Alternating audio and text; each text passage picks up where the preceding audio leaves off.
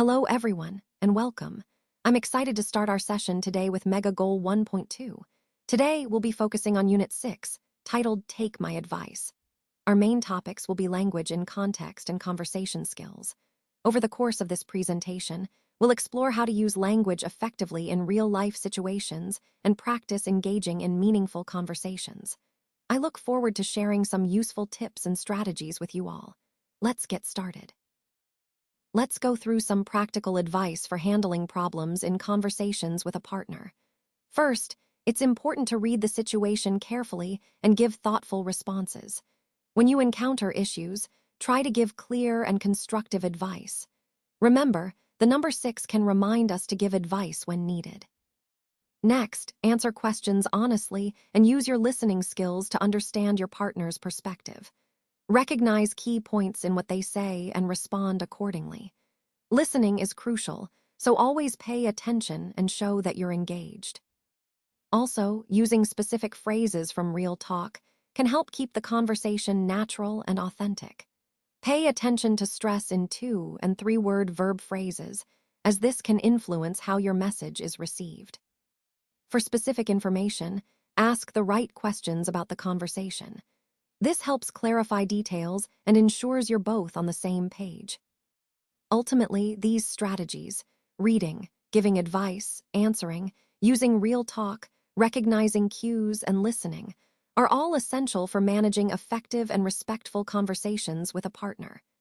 They help create understanding and foster better communication overall. Now, let's talk about some helpful advice for different situations.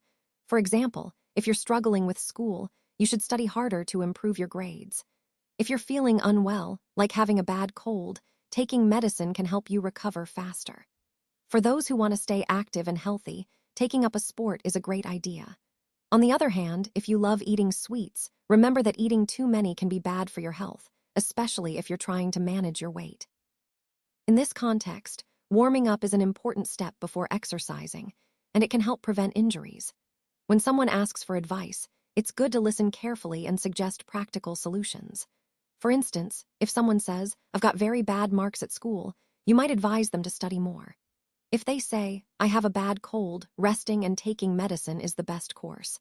And if someone loves eating but is worried about being overweight, encouraging balanced eating and exercise is key.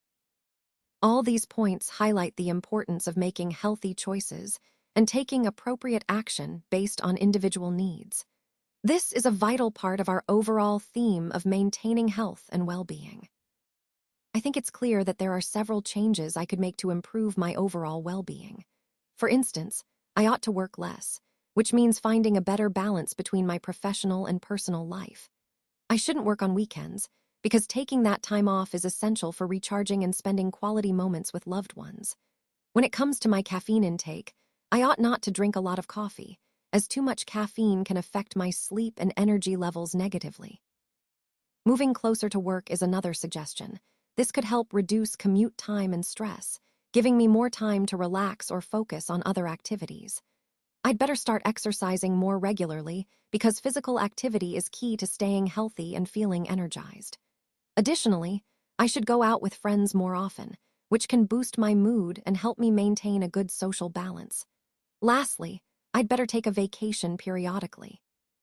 Taking time off to relax and unwind is crucial for mental health and recharging my motivation.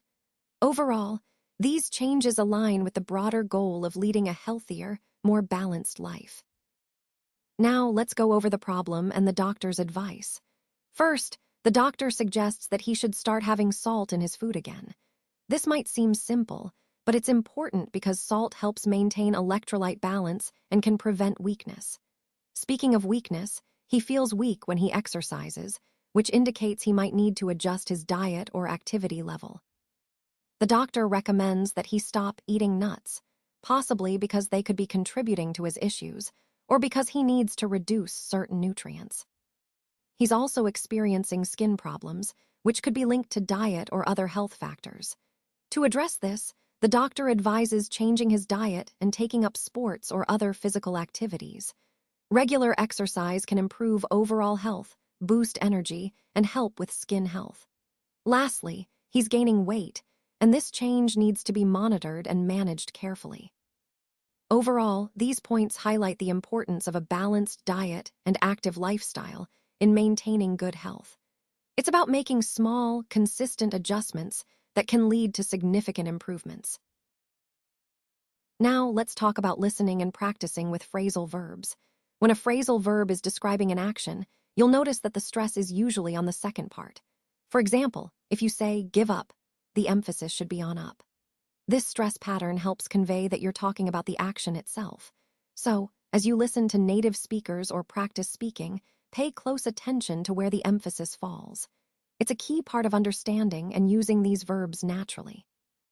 This concept ties back to our overall goal of improving both comprehension and fluency in real-life conversations.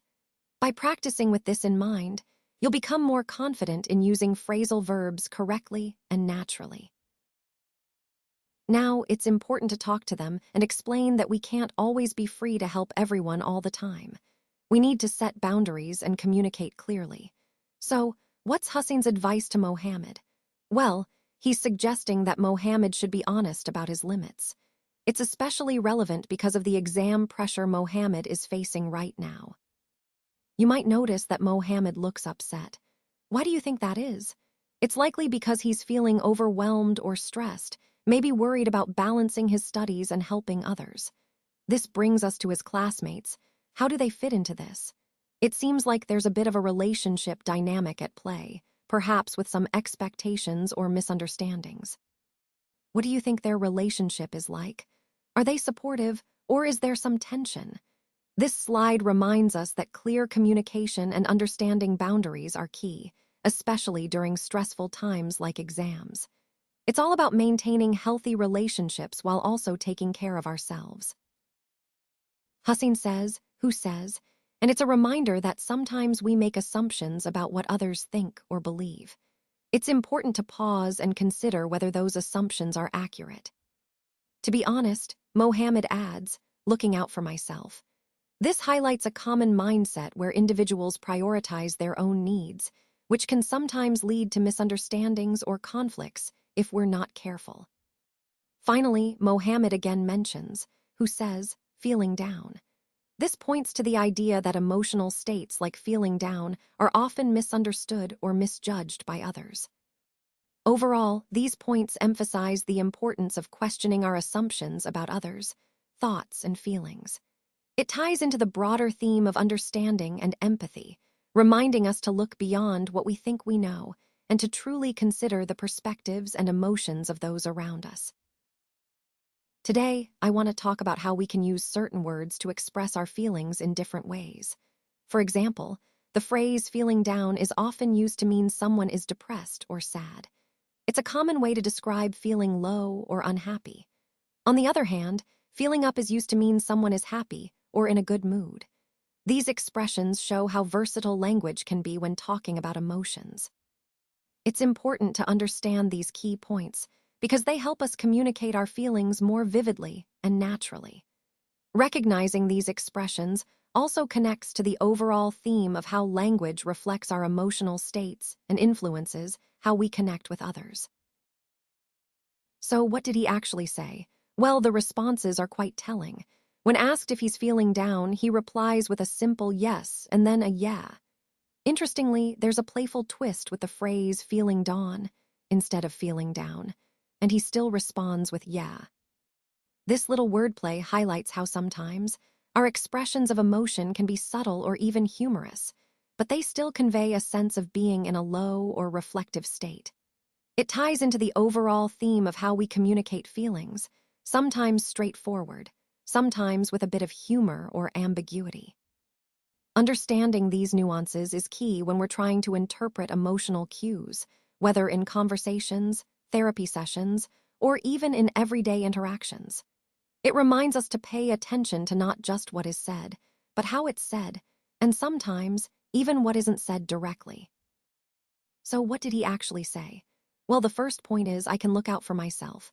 This is about taking responsibility, trusting my own judgment, and being proactive in ensuring my needs are met. The second point is, I can look out of myself.